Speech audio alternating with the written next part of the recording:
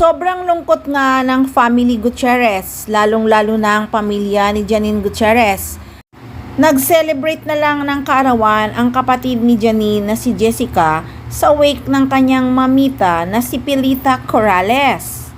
Naiiyak nga si Jessica kaya naman niyakap na lang siya ng kanyang papa na si Monching at mama niyang si Lotlot de Leon, at ang magkakapatid din ay niyakap din si Jessica.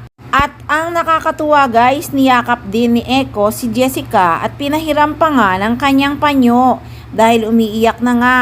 Grabe si Echo, 'di ba? Ano na, mag-iisip pa ba kayo kung ano talaga ang tunay na estado ng relasyon ng Echonin? May nagsabing nagpa-secret married na nga itong dalawa. Nakita nyo naman si Lotlot at Monching, tanggap na nila si Echo na parang family member na talaga.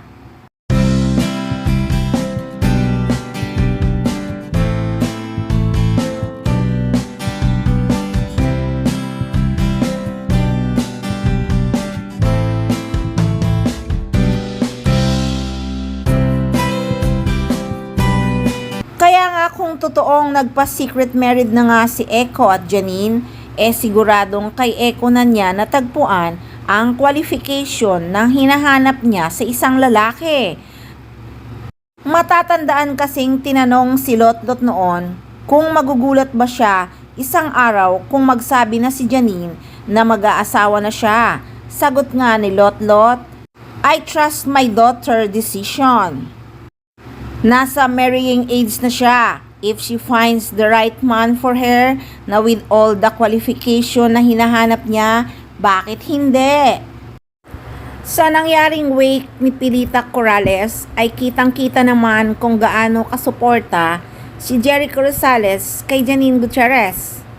Mula sa unang araw ng wake ng mamita ni Janine Gutierrez ay hindi talaga humiwalay si Echo kay Janine. Hanggang sa huling lamay ng Asia's Queen of Song ay hindi talaga iniwanan ni Jericho si Janine.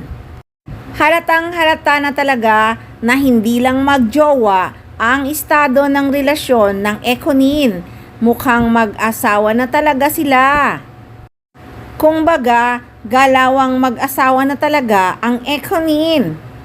Sa bagay, kung tutuusin lahat ng qualification na hinahanap ni Janine Gutierrez sa isang lalaki ay na kay Echo na. Kaya hindi nakakapagtakang na in love agad ang actress sa aktor.